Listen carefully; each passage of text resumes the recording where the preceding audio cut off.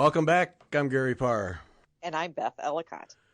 And this is the Midweek version of the Fiber Talk podcast show that we do twice a week. Yes. We do. Tonight we're going to stitch and chat.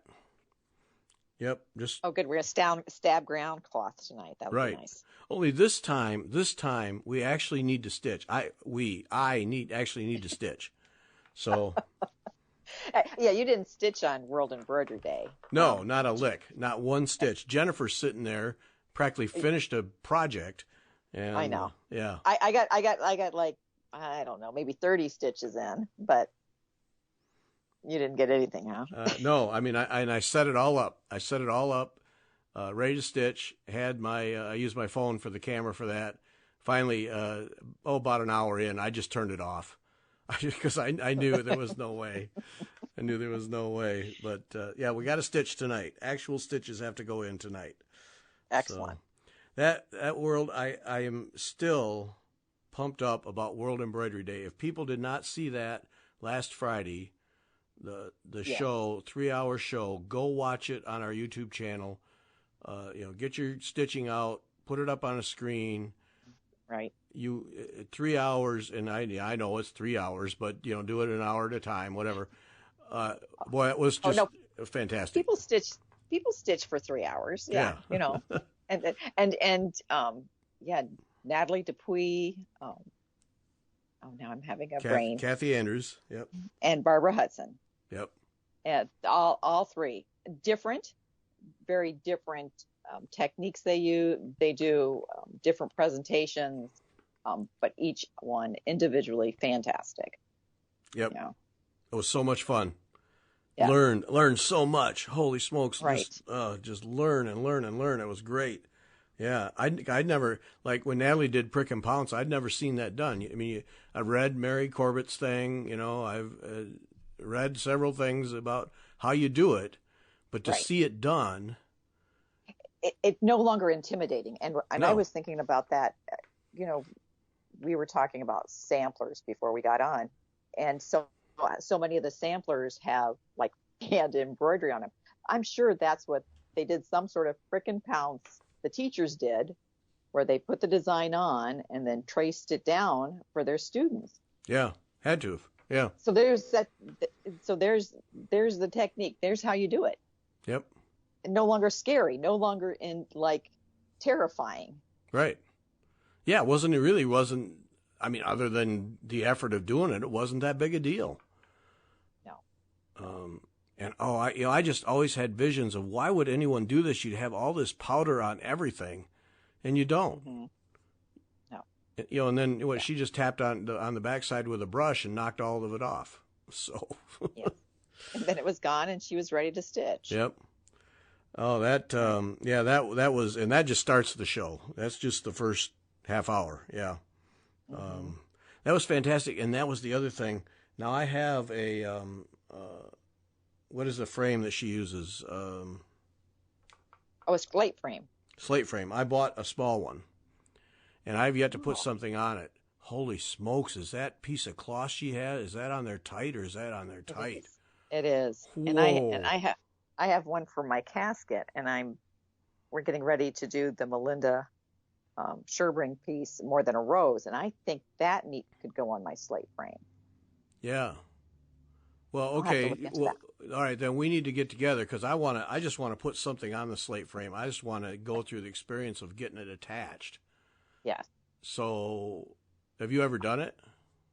No, I actually did a fake one with, I think with Evertights, where you wrap it around the Evertights and then you use the screws to make it expand and tighten.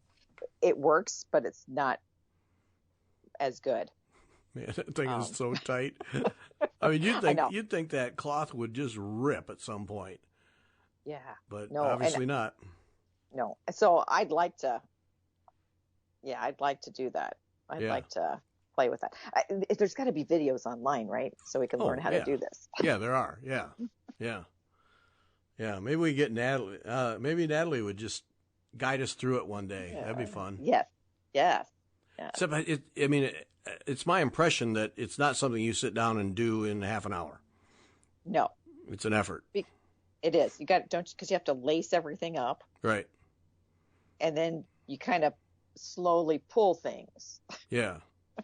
Is my impression. I mean, that's what I did on the Evertype, and it took a while to set it up. And then you're supposed to loosen it when you're done a little bit, so you're not stretching your fabric all the time. Oh.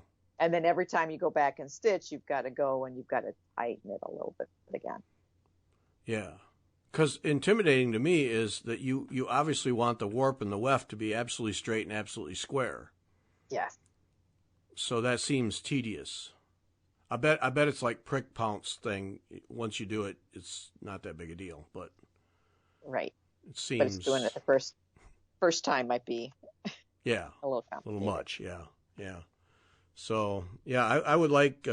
That's one thing I would like. I'm never opposed to just teaching myself. But that's one thing where I wouldn't mind having some hand holding just to the first time, you know? Right. Right. Yeah. Well, we'll see. Maybe I'll beg Natalie. Please. Help me. Yep. Yep. Oh. Yes, that was, I'm really was pumped up after that show. That was 3 hours of really good stuff. Oh, the samplers that Barbara Hudson has coming up. Oh, man. Whoa. I know. Out of the park. Once she's she just got, and she's not charted yet, that blue one that has obviously has a lot of embroidery.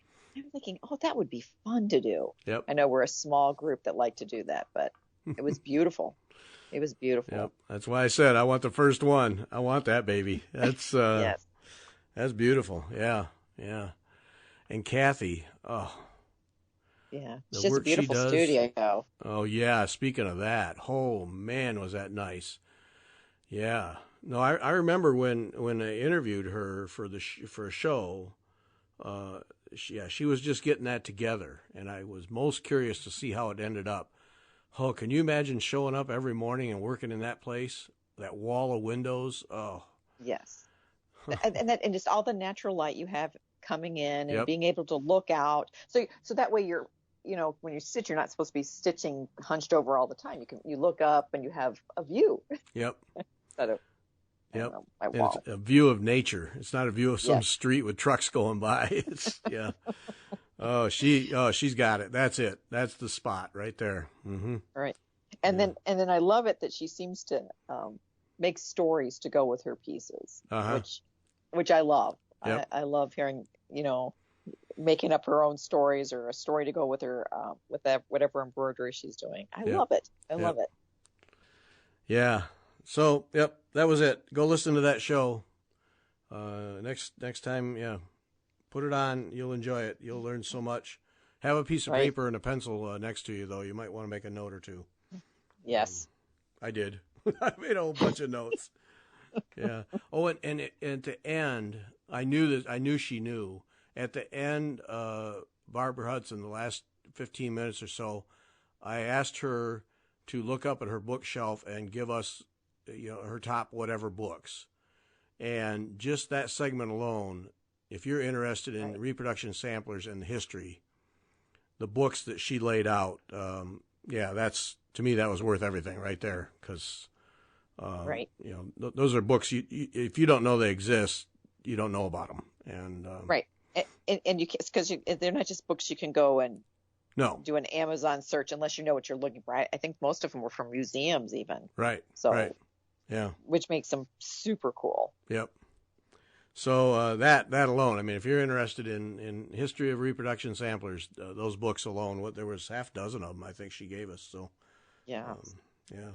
That was fun. That was so much fun. Mm-hmm. So we're going to do another event on August 13. We're going to do another event for World Cross Stitch Day. We're not going to, I'm sure there's a World Needlepoint Day and a World, whatever days, but we're going to do Cross Stitch Day. So we'll be putting that together, obviously, rather quickly here because we got less than 2 weeks. But Friday afternoon on the 13th, we're going to do a World Cross Stitch Day, and we'll see if we can get some designers to join us and talk to us and so on and so forth.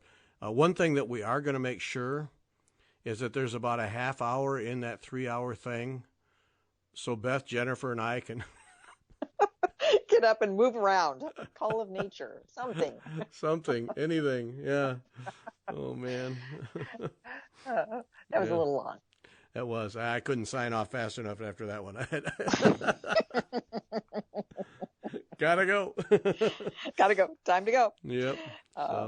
So we will have that little break in there, but we are going to do something for World Cross Stitch Day. So if you're a designer and you're interested, contact us. It'd make it a lot easier. Otherwise, I'm going to start putting out the word and see if we can get some designers in, more than 3. I think we're looking at maybe a half hour each for each designer, and so we can get more in. So right. We'll do that, and that'll be the 2 to 5. We'll do the 2 to 5 Eastern time on the 13th.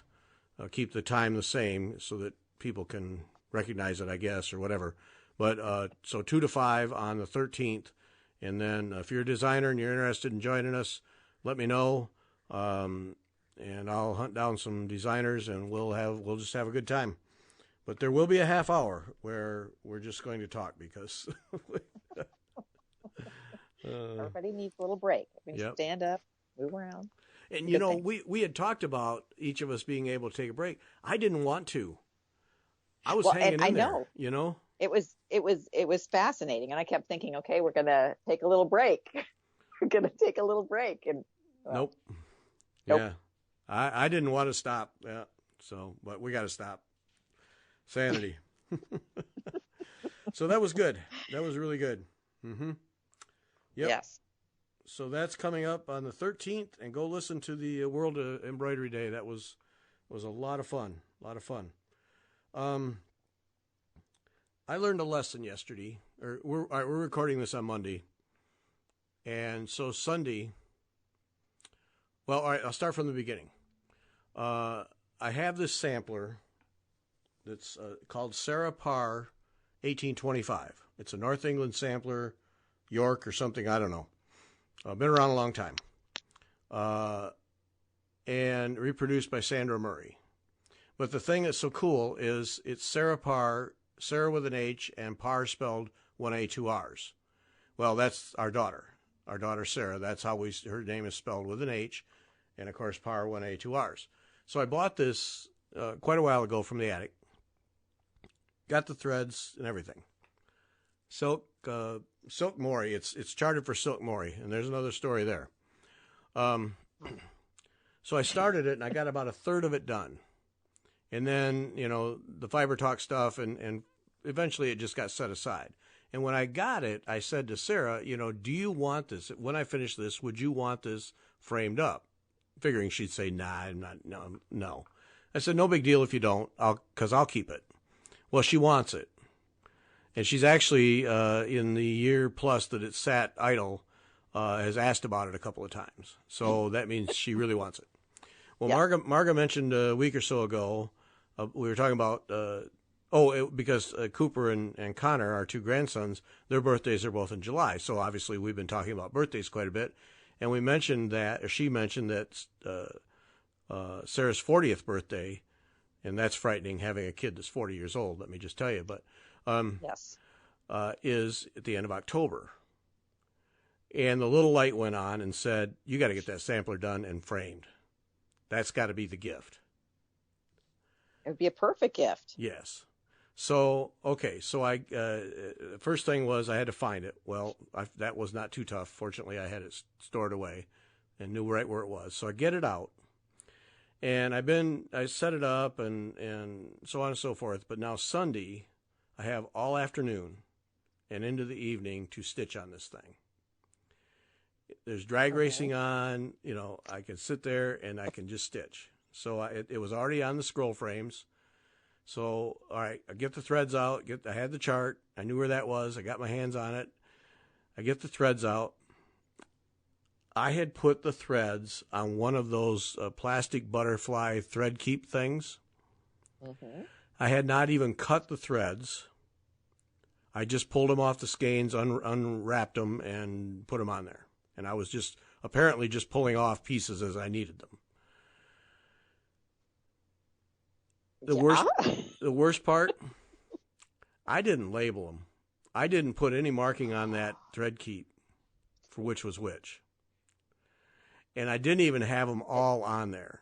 There's like 8 or 9 thread colors, and I had 5. And so I have this basket on my working table that is full all the active threads. And I thought, oh no, what have I done here? How come I didn't set this up? You know? So then I had to dig out all the skeins, and then at some point I was still missing a skein, found it in the bottom. And so this Sunday that I was just going to sit here and pound away at motifs, I had to get all the threads, and then of course there's shades, so I had to match up the shades because I didn't mark anything down. Right. And all the time I'm going, I know how to set these projects up. What am I doing? What was I thinking? You wanted to get stitching. You didn't want to take the time to do the setup.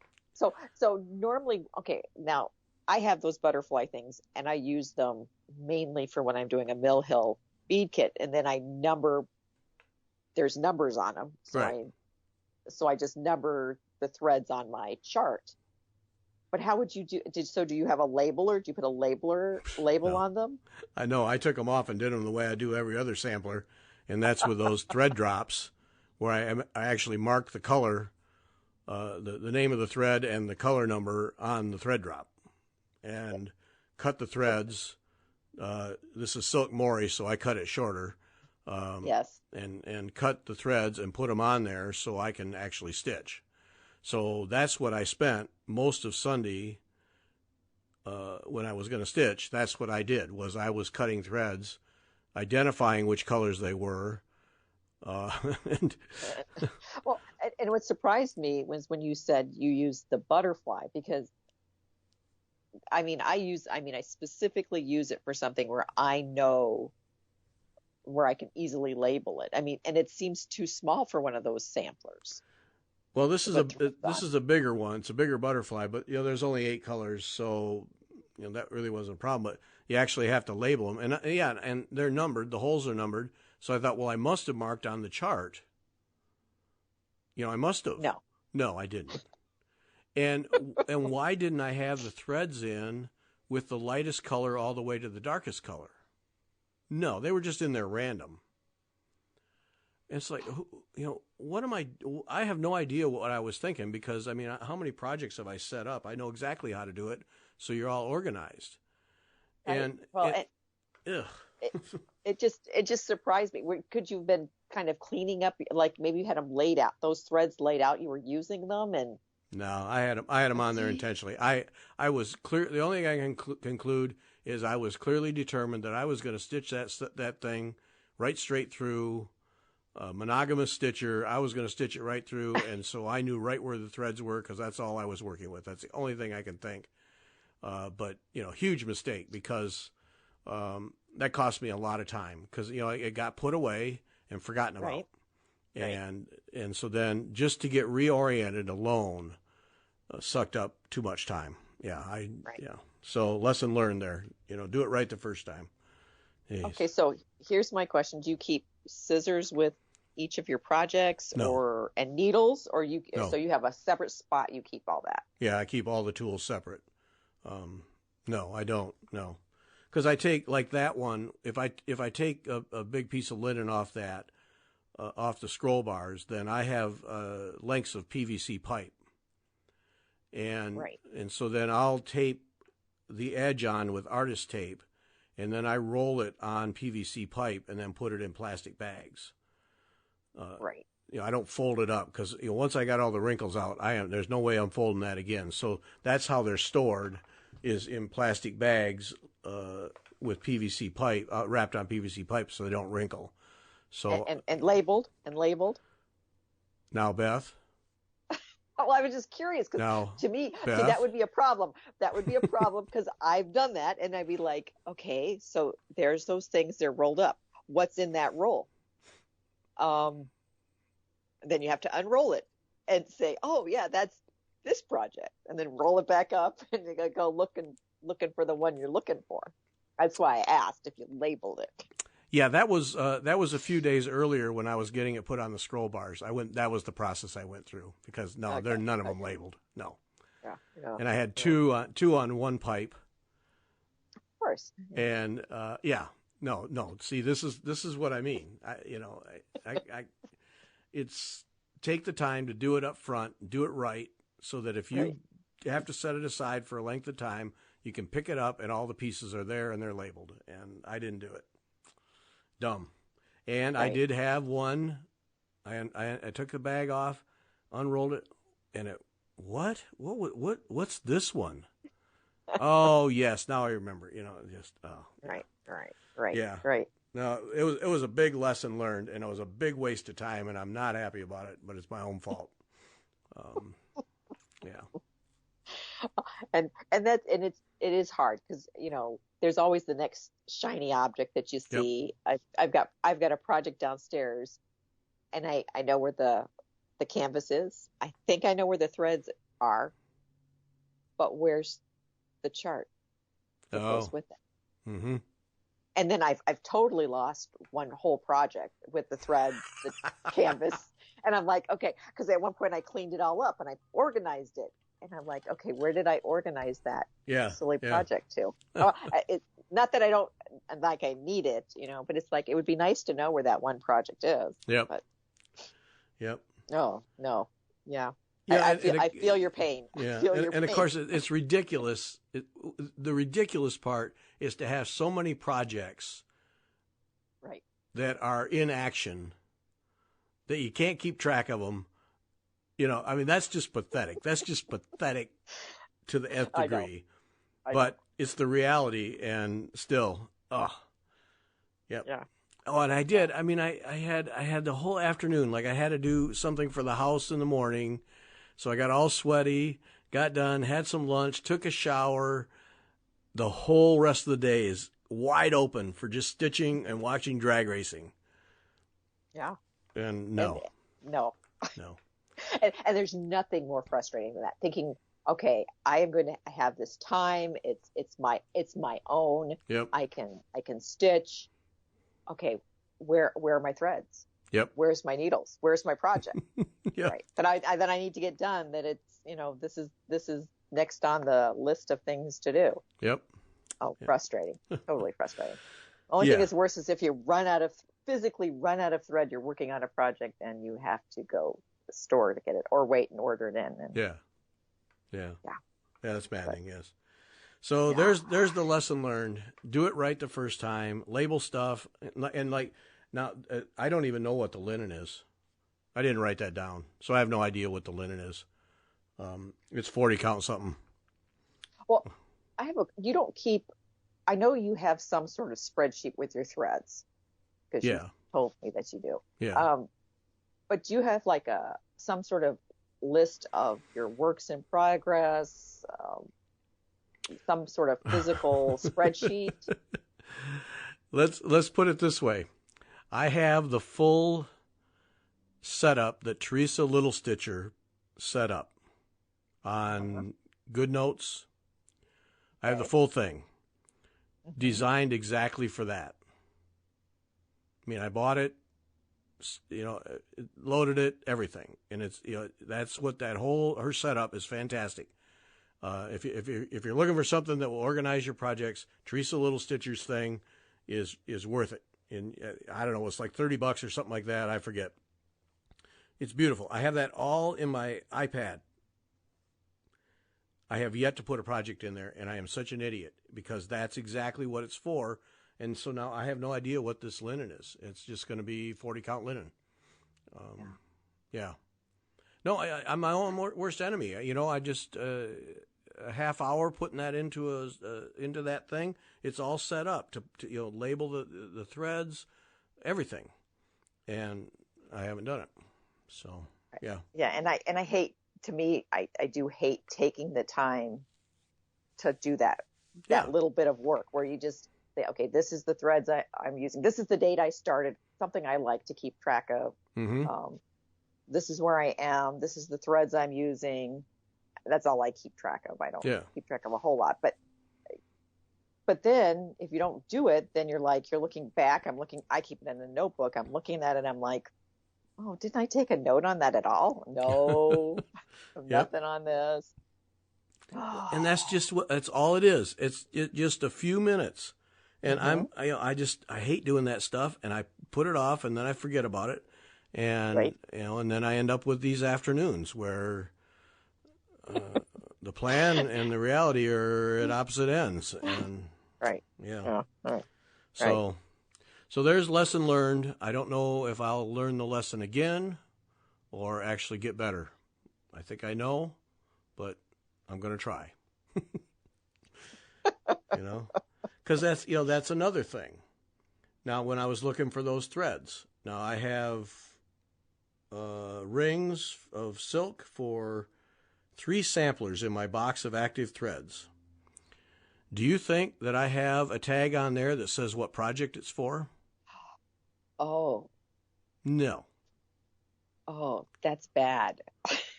No. Because, for me, that would be really bad because I'm such a scatterbrain. I would look at that and say, I have no clue what this is for, What is this for? Well, see, in my mind, not a big deal because I pull out the chart, count how many colors, then count how many colors are on the ring. All right, that goes with this one. Match up 2 or 3 to make sure that they match up. Good to go. But, there's 15 more minutes that if I'd simply taken one of those thread drops and written on there what the name of the project is and put it on the ring, I wouldn't, Matter of fact, when we're done recording this, I'm going to do that. That's a good plan. That's a good plan. But you saw my box of threads on World Embroidery Day that's where I keep the Springhill thread. Uh-huh. I should really label that Springhill Rosewood Manor with a little labeler because one of these days, I'm hoping I'm going to work through Springhill and it's going to get done. But there's always that chance. Yep. That I'll get distracted. It's possible. It's been known to happen. Yes.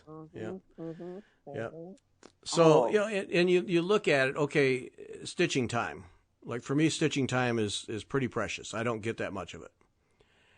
And then, okay, I accept that. You do what you can and you move on with life. But then I had a chunk and I wasted it just because I didn't take 15 minutes ahead of time to set it up right. Yeah. To set it up. Yeah. And it doesn't really take that long to do those few little things. Those few little things. Telling you about the Mill Hill bead kits. I used to not separate out the threads and put them on those little butterflies until one time I was stitching along. I'm like, this is totally the wrong color. I have just, now I've got to take all the time to rip it out and redo it and yada, yada.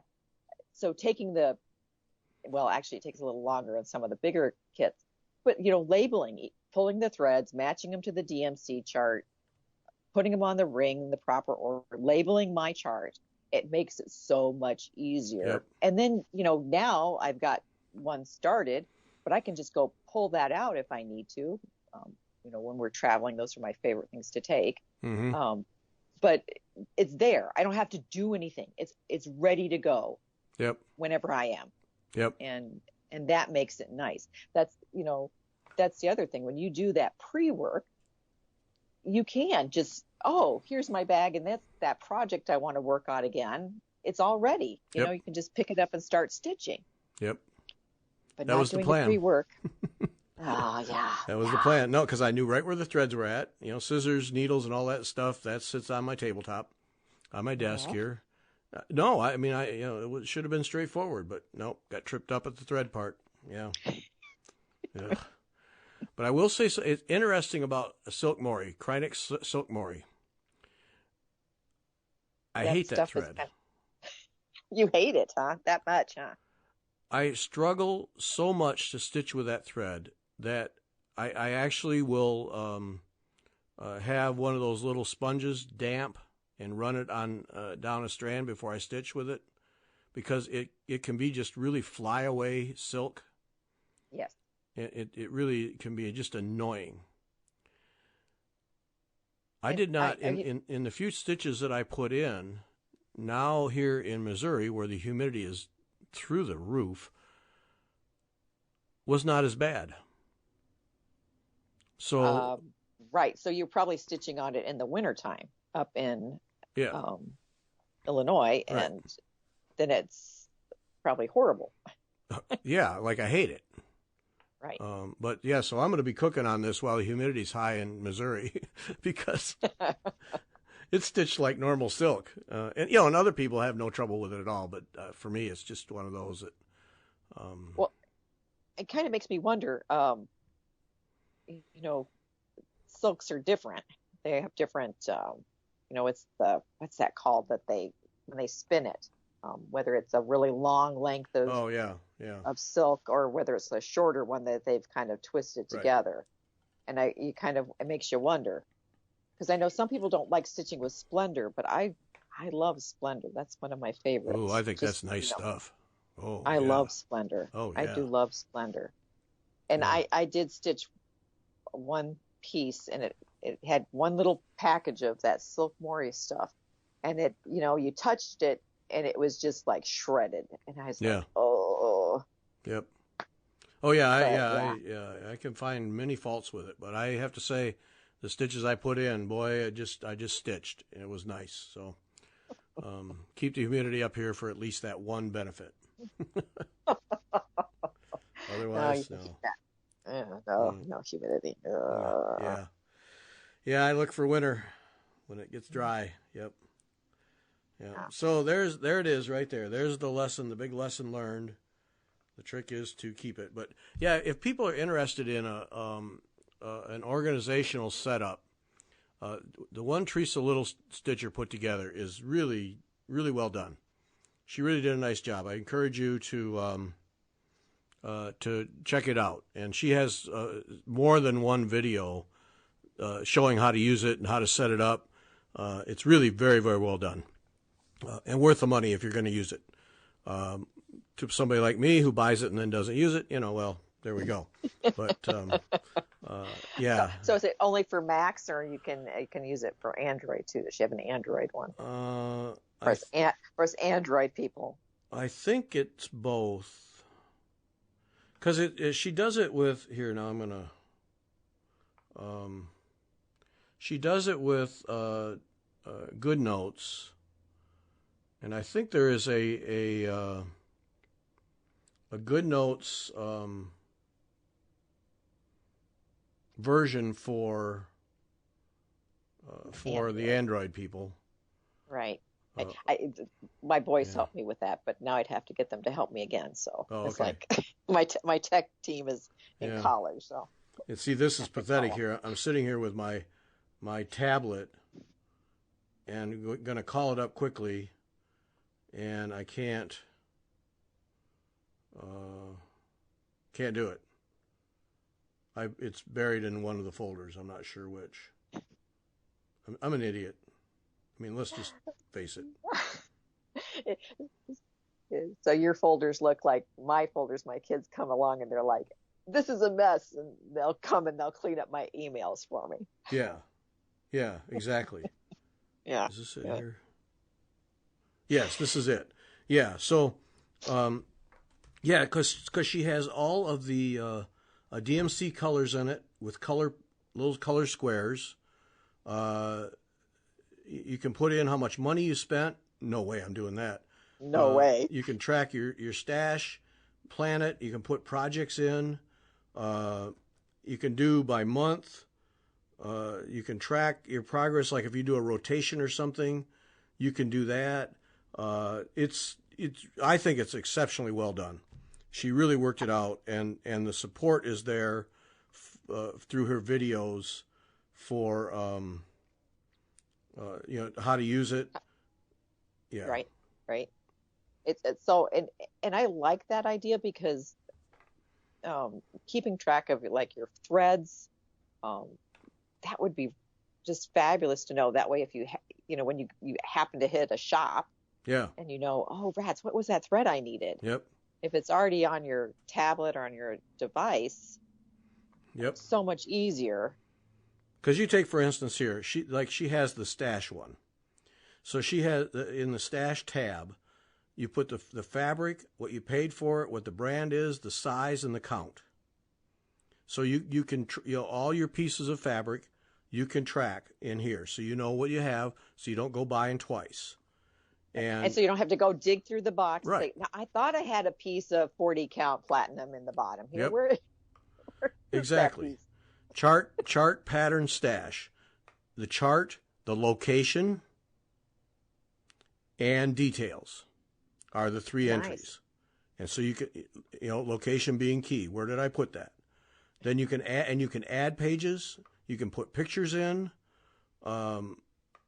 It's just, if you buy it, mention Fiber Talk, please. We don't get anything out of it, but mention Fiber Talk. But it's just a project thread conversion, original thread, changed to whatever. There's a chart in there for that. Your goals, that's laughable, but some people have goals. A day to achieve by. Right. What is your project? So you track your projects. End of year review. Which is nice to do. Yeah. I know I do, and that gives me an assessment of, okay, so what have I worked on last year? What am I going to work on next year? Yep. Now here's something. So we'll come to the finance tab. Now she has a purchase tracker. Talk about that. Yeah, I ain't going anywhere near this one. But if you think about it, here in this purchase tracker, she has a slot for the date ordered, the vendor, date received, contact details, what you ordered, what the costs were, what the shipping charges. And, when I bought this before the pandemic, useless. But these days, with the supply chain like it is, this is valuable. Yes, and the other thing that's valuable, which is terrible to mention, that the people stealing packages. Yes. Yep. So you need your receipt and all that, but at least you've written this information down right for yourself too. Yep. No, this is so different perspective today than we had 2 years ago. This is valuable. Now, the next one is the year spend tracker, where you have how much you spend each month. Now, there's no way on God's green earth I'm filling that in any way, shape, or form. But this purchase tracker, now that's valuable. Okay, I got in this order, but it was missing this thread. How many times do you forget that you still have a thread coming? Right. Because I'll use Kim at Sassy Jacks. She shipped it because she wanted to ship you as much as she could, but she was missing one thread, and she knew it was going to be another month before it showed up. You mark a note in here, and you have it. And then a month from now, Kim, how we doing? And then you have it. Right. Well, or even her Cosmos Club. And you mentioned to me, have you gotten your Cosmos threads? Well, you know what? I was like, I haven't gotten those. And then I went back and looked. Well, I hadn't sent in my PayPal. So there we go. No wonder I hadn't gotten it. So, but that would have been, again, it would have something that would have reminded me, because Kim sent me the notice. It was totally my bad. But how do you, if you don't have some sort of reminder, there it goes. It goes in and get busy, and life happens. Yep. No, this thing is really well done. I mean, she even has a tab in here. Here we are. We're selling Teresa's thing, but I just think it's really well done. She even, if you do floss tube videos, she even has a chart in here for the title, the category, how long you did, the whips you showed, talking points, when you recorded it, when you published it, keywords, links, everything you need to do a video. And you can put it all in there. And of course, then if you're doing one a month, you can look back and see, I already showed those. Right. So, and I was doing, that would be handy for me. I was doing, during the pandemic, I was doing videos for my guild. It was purely for my guild to help them with a Canvas chart.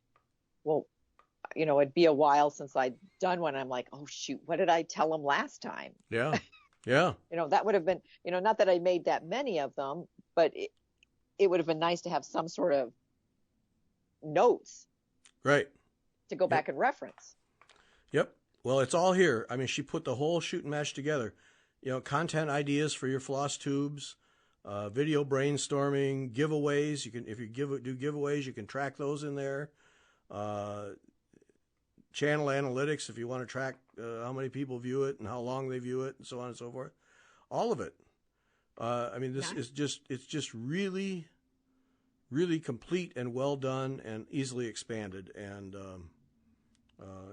so highly recommend it. Teresa Little Stitcher, she's in England, but you should follow her anyway. She does a really nice job with her videos. And you can get it from her Etsy store or whatever. I don't know what it is. But straightforward. Yep. Okay, that's enough commercial for Teresa. I love her, but Yeah, no. That's it. Yeah. So check that out. Yep. Interesting thing that you found this quote from Inspirations newsletter. Right. The one, and it was just the last one. It came on July 30th, the Friday newsletter, and it said they were talking about athletes in the Olympics, and it said the common lessons learned throughout each of the athletes' journeys are that if you're able to imagine just how far you can go and are willing to take the first step required, and then take another and another and another, before you know it, you'll find yourself where you once only imagined. The campaign closed with a simple but powerful truth. You don't need to be amazing to start, but you need to start to be amazing, which is such a, I kind of like, bleh. But I think the first part is important, is that, the first step, taking that. And it applies so much to needlework. I'm thinking I'm closing in on a finish on Anya's day. Well, I worked on it slowly, just taking little bites out of it and doing just a little at a time. And I can see huge progress on this piece, which at first I thought I must be crazy to be working on this piece because it's so big. Right. But it also goes to doing with any of these, we were talking about embroidery on samplers. People are terrified to do that. Well, so you start with just a little motif and you practice, and then you'll get better. It's just that taking that first step. Yeah. Yep. Yeah. Well, I mean, we talked about it. Natalie Dupuis showing us how to prick and pounce. Right. To read about it and hear about it, most intimidating sounding, and then when she shows you, it's like, well, okay, I can do that. And but you're right. You got to, at some point, you got to take that first step. Right. If you're interested in doing it, if you're interested in needlework and expanding and adding a technique, or even doing a sampler that has some embroidery, you got to take that first step. Grab a piece of trash cloth and at least try. Yeah. Right. And it's just taking that first needle in, and it's not going to be perfect. No, it isn't. It's like when you're training to run a marathon, the first long run is terrible, terrible, painful, even if you've been training for it. But then you're like, okay, the next week comes along, you're like, okay, I've done that. I've done a 10 miler. I can do this. I can do another one. But it's just taking those first steps. If you don't start, you never will get to that finish line, and you won't get better too if you're not practicing. Okay, all right.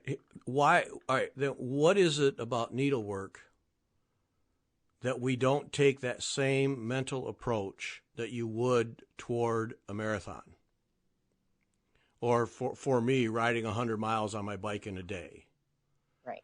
Where you start out and you ride 20 miles and you build up to 30 miles, or you run 3 miles and you build up to 5, and right. We know that's a situation where you need to develop over time. Mm-hmm. So then why don't we use that same approach with needlework where, all right, I'm going to do a chain stitch. It looks awful. It's just terrible. Like it didn't even look like a chain. But, like you said, the first run hurts all over the place. Right. But then you come back and you do it again, and you do it again. Like a cyclist I follow who loves to climb mountains and time himself. His mantra is keep doing it till it doesn't hurt anymore, and then add to it. So right. why don't we do that? Why don't we take and learn a stitch and practice and get better and practice and get better to the point where we've mastered it? I don't know. We expect it to be perfect out of the gate, and there's no way. I think so, and it isn't. And I was looking at one of the first needlepoint pieces I did. I gave to my mother-in-law, and she still has it. And I was looking at it, and I was like, it wasn't as bad as I thought it would be. But I see my errors. I can see the problems. Yeah. And I've learned since then, and taking the time to pull a stitch maybe tighter than I used to. I was afraid of making holes or, whatever when I first learned. I didn't really know how to use a laying tool very well. It's just a matter of practicing it. And I just don't, I think sometimes we're afraid. We're afraid of trying something new, making a mistake with the needlework. And no one cares. If you're perfect the first time, you don't have to even show it to anyone, as if you've said. Just take a piece of cloth and practice on it. Yep. It's kind of fun to learn new things. I don't know. Yeah, and here's a shocker. There is no social media rule that says you have to show it. Right. There's not that rule. No. Yeah. You don't have to. Here, my guild is getting ready to do the Melinda Sherbrink class, the More Than a Rose. And one of the reasons it's appealing to me and appealing to several other members is there's that one stitch that we don't know how to do. And then we're using a thread. I think some of the threads are heavier than we normally use for the stitches we're going to use them. So like you do a chain stitch with a metal thread. Oh. Mm-hmm. And I could do a chain stitch. Yeah. But doing it, and I'm like, okay, so I'm going to have, and she gives you ways to practice these things. And I'm not sure if it's a chain stitch or whatever, but you're using a thread that is a little bit harder to manipulate and to do this piece. But she obviously knows that people are terrified of this. So she gives you she says, go buy this, I think it's nylon cording. And so, and I'm like, oh, so we're going to practice with this stuff. But that's what she's going to have you do. She's going to have you practice with it first with something nasty. Yeah. Yeah. So that way, when you do it with these gold threads or much more expensive threads, you've practiced it a few times and learned how to manipulate it better. I'm terribly excited. I know my piece is not going to look fabulous, but I can't wait to learn. Yeah. And so that way, when I move to my casket and I'm manipulating those similar threads, I've at least tried it once on a smaller piece. Yeah. Yeah. So you have a clue. Yep. Not as intimidating. So I have a clue. Yeah. Right. Mm-hmm. Right. And again, the piece is smaller. That casket is very intimidating because it's a huge piece, but this is a smaller piece. So yeah 8 by 10, I can handle this. But just one step at a time. Yeah. And I think people are afraid. I think people, do a little plug for EGA. I think that's the good thing about going to a face-to-face to a guild is we're there to teach people. We love it when people come in and they're like, I've never done an eyelet. We're like, yes, we love you. We want to teach you how to do an eyelet. We want to teach you how to do a chain stitch or how to make your satin stitches lay flat if you don't know how. Right. If you've never learned. And we can physically show you how to do this. Yep. We can walk you through this. Yep. Yeah. Yeah. No. All right. Just for the record, when you're getting ready to run a marathon, before the marathon, how far do you have to be able to run comfortably and know that you'll be able to get the full 26? 18 miles? Some people say 20. 18 if you're young, like we're talking 20-year-olds. I had a friend that's what she did. I think she ran 13 or 14 miles, and then she ran her first marathon. She was in college. She was running a lot every day. Okay. She said, and she swore she'd never run another marathon. That's how bad it was. Uh-huh. I haven't run a marathon in a long time, and I did do the 20 mile. That was not long enough for me. The next marathons, I always try to do at least 23 or 24, because the last 6 miles of that 20, when I did the 20-mile trainer, were incredibly painful. Mm-hmm. Well, I can imagine that's got to be much more mental than physical after 20 miles. Yeah. It's just a matter of pushing through, getting to the end. Yeah. Interesting. Okay. Yeah. Because for cycling 100 miles in a day, that was the advice I was given, and most people track with that, is 2 weeks before the event, you got to be able to ride 80 miles, basically stopping once to go to the bathroom and get more water. And if you can do that, you can knock off the last 20, because in a century ride, a club ride, you're going to stop every 25 miles or so anyway for food and water. So 80 miles nonstop 2 weeks before, and you can do it. So it's pretty much the same percentage. Yeah, of distance. Yeah, interesting. Yeah, but no, I always figured that a marathon. I'm sure people could care less about this, but I'm curious. But I figured that last 6 miles was all in the head. It is. Yeah. It is, and you're with people you don't even know, and you're like, don't quit. You're telling them. You're telling yourself, and you're telling them. Yeah. We're at the end. I could hear them cheering. I can hear them. We got to get through this. This is it. We can get it. We can get it. Yeah. Well, and once you get 20 miles under your belt, oh man, to give up, oh. And you hit a wall though. That's what that's what they say. You hit that wall, and then you just can't move another step. And you see people who just went too fast at the beginning, and it's painful. Yeah. But when you cross that line, it's worth everything. Yes, it is. It is. It's just this awesome feeling. And it's like finishing a project. Yeah. Do you remember that feeling? Yeah. It's happened once or twice. Yeah. Yep. It has. Hey, speaking of finished projects, we were taking a different route home from Sarah's the other day, and we went by a frame store. Not a great frame up or anything like that, but a full metal artist frame store.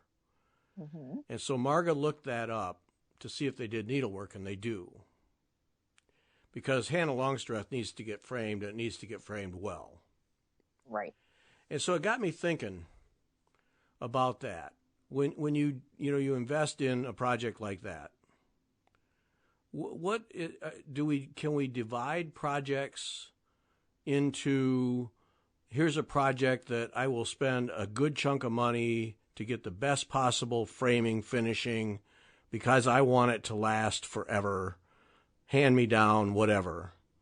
Right. Do you have projects that are kind of a mid-range thing where I'll go to the great frame up or whatever and get it done? And of course now somebody's going to say, well, that's an excellent place. I don't know. I'm just using it as an example.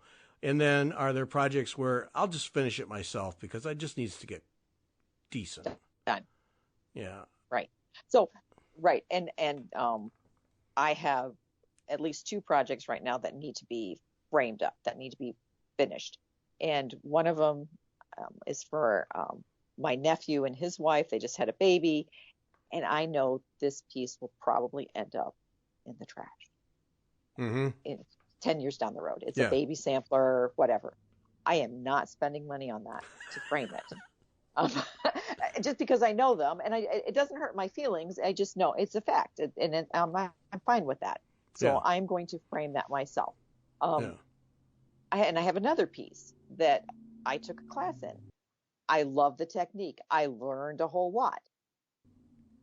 But do I really think it's going to be an heirloom piece? No. So now I've got to go, and I'm going to go look and take some measurements and see if I can frame it myself from Goodwill. Now, I've been looking at Debbie Rowley's Royal Garden piece, and I think I'm going to take time to have that framed. Okay. Because I've enjoyed stitching it. Every time my sisters or anyone sees it, they're like, wow, that's just a fabulous piece. And, of course, my kids roll their eyes. They're like, okay, Mom, another geometric for stitching. Yeah. But I love it. I've enjoyed it. It has my mistakes in it, but I'm thinking I'm going to take the time to frame that piece. I even have a place to hang it. It's amazing. There we go. But, yeah. So that one, that's an example of one that, number one, it's an impressive piece, but it speaks to you and it's gone well for you. So you want to show it off. And so it's worth it to invest some money into it to give it its best showing. Right. Yeah. Okay. Right. And when I get Springhill done, that'll probably be framed up. Yeah. Professionally. Yeah. Because it's such a beautiful piece and it's so striking and I'm enjoying stitching it. Yeah. But this other one, it's like, yeah, I like it. I like it. I find it, but I know my kids will look at that and be like, yeah, no, we're not keeping that. That's not, it just doesn't seem like an heirloom piece to me. Yeah. Yeah. And so I might as well, figure out how I'm going to finish it myself, display it, enjoy it, Be done with it. Yeah. Be done with it. Yeah. But like Hannah, you need to have that done nicely. That needs to be done nicely. Oh, that's getting the full medal. Yeah. Mm-hmm. No question. That's getting the full medal. And this one I'm doing for Sarah, that's getting the full medal. Right. But it got me thinking, all right, what ones get the full deal and what ones just kind of get the mid-range and And so, there's some emotion to it too. Right. And I think it's a matter of personal preference. You've got some Debbie pieces, I'm sure, in your stash that you're like, okay, I stitched them, but I don't care whether they're framed or not because you just enjoyed stitching them and maybe they don't fit your decor. Like I know. And maybe Marga says, no, they don't fit our decor. Right. Yeah, that's more how it goes. Drawer. Yeah, that's more how it goes. And all right, here's another one. I have Gay and Rogers Amber Waves. I finished the first one. And a friend said, well, are you going to finish those yourself? Because I have finished some of my hearts myself. Mm-hmm. And I'm thinking, you know what? I think I'm going to stitch these all up eventually and have them professionally finished. Oh, okay. Because I think they're very cool looking and they're different than the other hearts I have. Mm-hmm. And so I think I'm gonna give them a little bit more special of a treatment than I have some of the other ones that I've, because I've stitched quite a few of them. Yeah. For hearts. Yeah. Yeah. Okay. Yeah. So I just wondered, because there's, and for a lot of this stuff, I couldn't care less if it ever got finished. Really, for me, it's the process of doing it. That's just, I enjoy that part, what you learn, how you get, what you get out of it. But then there are those like Hannah Longstreth where, that one needs to be shown. It came out well. I was pleased with the stitching all the way through. I like the colors. I like the layout, and it should be shown. I have pieces in my basement that I've stitched that I enjoyed stitching, but I'm like, okay, now what do I do with these? Yeah. I really don't want to frame them and hang them, so they just live in the basement. Well, and nobody said you have to do something with everything. The session we had with Barbara Hudson, obviously she doesn't. So right. She's got boxes. She's got literally buys boxes to put them in because you only got so much wall space, and at some point you start covering the walls with those things, and you start to look like a hoarder. So you gotta kind of use some discretion here. Right. And I've actually thought, because they're needlepoint pieces, and I thought, they'd be cool as project bags. Oh, well, there you go. Mm-hmm. Yep. So, but then I have to make them, and who wants to take time away from stitching to make a project bag? See, this is where my interest drops like a stone. Like somebody else. Yeah. Yep. And you probably don't use project bags. Well, I can speak to that. because when I was moving, when I was packing up to move, I had several project bags. And I was smart enough to put some projects in those bags.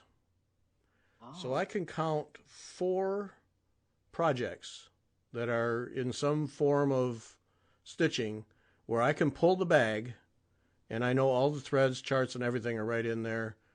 They're all needlepoint, so I just have to go to the stack of frame things. But yeah, I did. Yeah. Oh. Kind of impressive, isn't it? It is. Yeah. Very impressive. Yeah, you'll get over it. Trust me. Yeah. That's 4. 4. Yeah. I don't want. You don't know how many whips you have. Don't ask that. Don't ask that question. It's just. Don't ask that question. Well, I thought maybe you might have counted them for your own personal information, but then you would have used Teresa's and logged them in. So never mind. Smart guy would have. Yeah. Yeah. Smart guy would have. Not here. Nope. Mm-mm. So yeah, and then I also in the moving discovered a project bag I didn't know I had, so now I have one to use again. Nice. Yep. If you think about it, this one that I'm doing for Sarah, if I'd put the stuff in that, well, never mind. What a waste! What a waste of a day! Waste of a day. All right, we're going to call it there. Join us tonight for some stitching and chatting, and mark the 13th now, 2:00 p.m. Eastern Time, will be a 3-hour World Cross Stitch Day. We'll get some guests and we'll stitch and have a good time and have a half hour for restroom breaks. It's going to be exciting. Yes. And then remember now, we'll be talking about this. The plans are starting to come together. We'll be at the EGA seminar the first week in September. So Wednesday night through Saturday, we're going home Sunday morning. That's Labor Day weekend. So we'll be doing live shows and videos and interviews and our own impressions. So if you can't be there, we'll give you a feeling. So that's coming up. Pretty excited about that. That's it. That's it. Thanks for listening. Bye. Bye.